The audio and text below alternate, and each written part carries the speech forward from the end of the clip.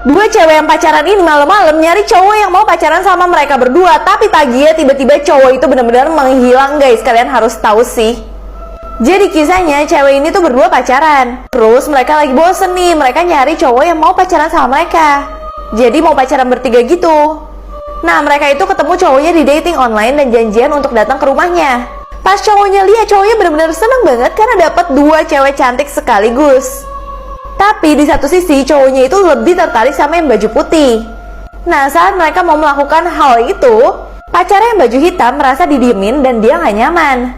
Akhirnya dia keluar dari kamar tersebut tapi dompetnya ketinggalan. Ya udah deh, dia main HP aja tungguin pacarnya itu selesai dari kamar itu. Nah pas dia mau ngambil dompet yang ketinggalan di kamar cowok itu, pacarnya itu ngelarang.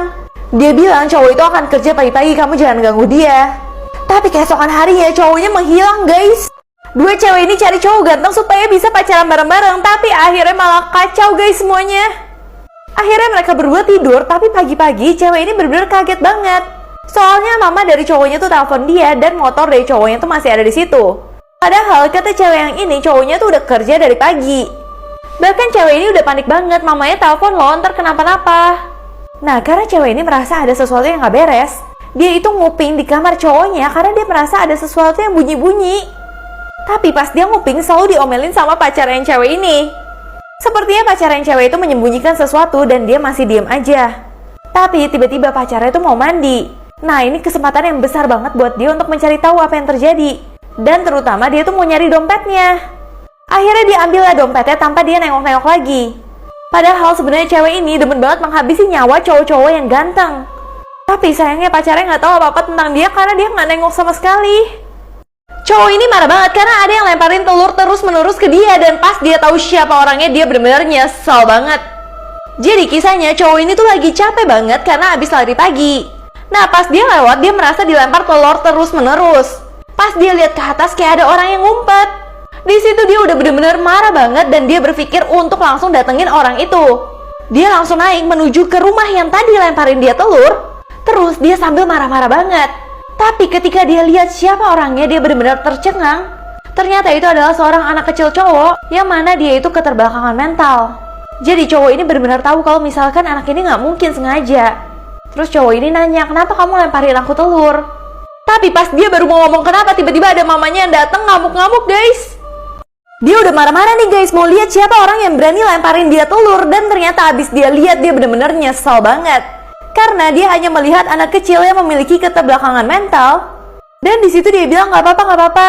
Tapi dia tanya, kenapa kamu lemparin aku telur? Pas anak ini mau jawab, tiba-tiba datang mamanya yang ngamuk-ngamuk dan suruh cowok ini keluar. Nah ketika cowok ini keluar, cowok ini berasa ada suara nih di kamar ini. Ternyata isinya banyak anak kecil yang diculik sama wanita tersebut. Di situ cowoknya benar-benar kaget banget melihat hal itu. Dan dia langsung aja kabur anak cowok tadi. Dia benar-benar lari secepat-cepatnya supaya bisa menolong anak itu. Dan dia langsung menelpon pihak kepolisian untuk membantu anak-anak lainnya. Ternyata anak tersebut lempar telur untuk minta tolong guys. Anak ini setiap hari nungguin bulu ketiaknya supaya numbuh. Sampai akhirnya dia melakukan ini yang benar-benar nggak nyangka banget guys.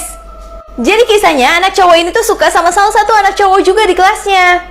Dia tuh ngeliatin cowok yang dia suka tuh punya bulu ketiak guys. Sampai akhirnya dia terobsesi banget, dia harus juga punya bulu ketiak. Tapi yang bikin dia stres, bulu ketiaknya tuh nggak numbuh-numbuh. Akhirnya suatu hari saat dia lagi guntingin rambut dari ayahnya, dia punya ide untuk nempelin rambut tersebut di ketiaknya dong. Nah besok kayak pas dia ke sekolah, dia bener-bener pede banget sambil angkat ketek terus. Nah pas dia udah pamer-pamer dan pede banget, semuanya berubah saat dia datang ke rumah cowok yang dia suka guys. Nah karena cowok ini baru punya bulu ketek, jadi dia angkat ketek terus, apalagi di depan cowok yang dia suka. Tapi tiba-tiba cowok ini ngajak dia untuk berenang di rumahnya. Di situ dia kayak udah mulai panik banget. Bahkan dia pura-pura kalau misalkan dia itu alergi air kolam renang. Tapi temennya dia yang melihat dia malu-malu tuh gemes banget. Akhirnya dia dorong dia masuk ke dalam kolam renang dong. Tapi seisi kolam renang itu benar-benar teriak semua karena ketek dia tuh kemana-mana. Bener-bener bulu ketiaknya nempel di semua orang dan bikin banyak orang jijik sama dia. Di situ dia malu banget, tapi untungnya cowok yang dia suka malah nyamperin dia. Dan malah mereka menjadi semakin deket.